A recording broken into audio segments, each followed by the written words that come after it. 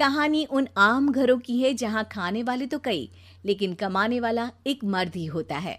बावजूद इसके उससे उम्मीदें कम नहीं होती। देखिए जी, सामने वाले वर्मा जी कैसी अच्छी तरह से सफाई करते हैं छुट्टी वाले दिन अपने घर की, और एक आप हैं। अरे यार, उनके पास कार है, ऑफिस पास में है और हफ्ते में 2 दिन की छुट्टी होती है, तो फर्क तो पड़ता है ना। मेरी तो शादी ही गलत हो गई। अरे कोई मस्त लड़का मिलता, कमाता भी, घुमाता भी, घर के कामों में भी मदद करता, लेकिन नहीं जी, हमारे वाले को तो कमाने से फुर्सत ही नहीं, और कमाई भी ऐसी कि कोई जरूरत पूरी ही नहीं हो रही है। सुनील बेचारा शीना को देखकर सोचता है कि शीना सही कह रही है। देखने में सुंदर है, घर का सारा काम कर लेती है, उसे तो कोई भी अच्छा लड़का मिल सकता था। क्या सोच रहे हैं? भागने का इरादा तो नहीं है?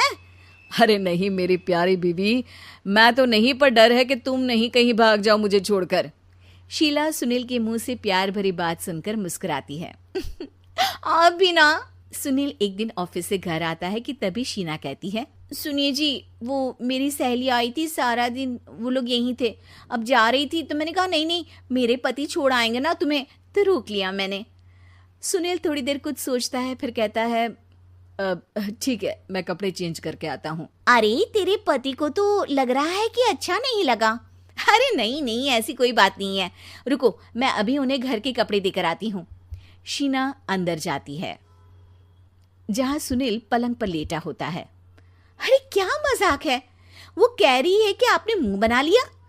सही तो कह रही है, सुबह से अब ऑफिस से लौटा हूँ, एक कप चाय का तो पूछा नहीं, 20 किलोमीटर जाओ और आओ, और फिर कल उसी टाइम पर ऑफिस। अरे यार, मुझे गाड़ी चलानी आती ना तो बोलती भी नहीं आपको, और कौन सा रिक्शा खींच कर जाना है आपको। सुनील अब क्या बोलता। रात देर से आता है और सो जाता है। अगले दिन शरीर दर्द हो रहा है। अरे तो मत जाओ ना ऑफिस, चलते हैं ना मार्केट घूमने, फिर पिक्चर देखेंगे और रात में खाना खाकर घर वापस।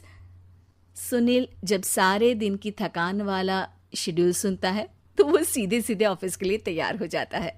अब आए दिन शीना की डिमांड बढ़ती ही चली जाती है और सुनील उसको पूरा भी करता। लेकिन एक दिन, ए जी मेरा भाई आ रहा है, उसे 2 लाख रुपए की जरूरत है।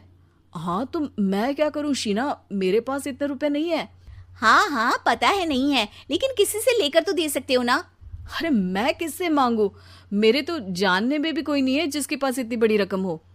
तभी वहां शीना का भाई शीनू आ जाता है। जीजा जी कैसे हैं आप? अब मैं ठीक हूँ शीनू, अचानक इतनी बड़ी रकम की जरूरत कैसे पड़ गई?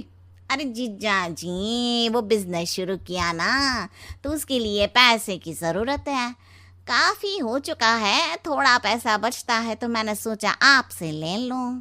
अब देखो, मेरे ऑफिस में कुछ लोग हैं जिनकी सेविंग अच्छी है, मैं उन लोगों से बात करके देखता हूँ। सुनील ऑफिस से किसी से पैसे लेकर शीना को दे देता है।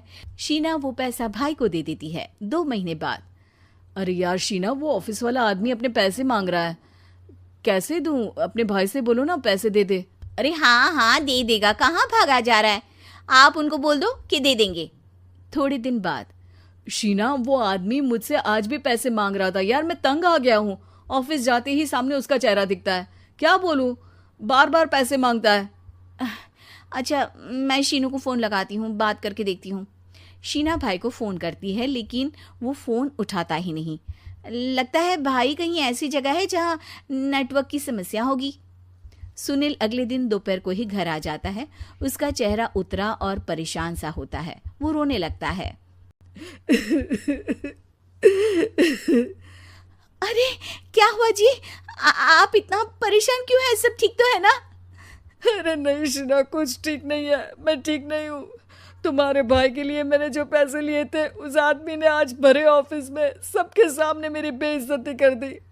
सबके सामने आज मैं कर्जदार बनकर खड़ा था। मैंने हर वो प्रयास किया घर चलाने के लिए जो मैं कर सकता था, लेकिन अब नहीं होगा।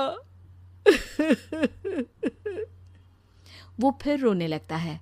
अरे आप तो औरतों की तरह रो रहे हैं, मर्द हैं आप। क्यों, आदमी के सीने में दिल नहीं होता, या फिर वो इंसान नहीं मशीन होता है? अरे मैं थक चुका हूँ शीना, तुम समझती क्यों नहीं? मैं भी शारीरिक और मानसिक रूप से थकता हूँ, मैं भी आराम करना चाहता हूँ, सुकून चाहता हूँ। मैं अब कुछ नहीं कर सकता। कुछ नहीं। वो बैठ जाता है। शीना पति को हैरान परेशान देखकर चुप हो जाती है। अगले दिन, सुनिए, ये लीजिए 2 लाख रुपये, उस आदमी को दे दीजिए और बोल दीजिए कि आज के बाद किसी को पैसे के लिए बेइज्जत ना करे। सुनील पैसे देखकर राहत की सांस लेता है। अरे शीना, तुमने तो मेरा बहुत बड़ा काम कर दिया। अब मैं शान से ऑफिस जा सकता हूँ। लेकिन ये पैसे आए कहाँ से? ये पैसे मैंने अपने गहनों को गिरवी रख कर लिया है। तुम ठीक रहो, निश्चिंत रहो, मैं बस यही चाहती हूँ। मुझे माफ़ करना, पर अब मैं समझ चुकी हूँ कि मर्द को भी दर्द होता है।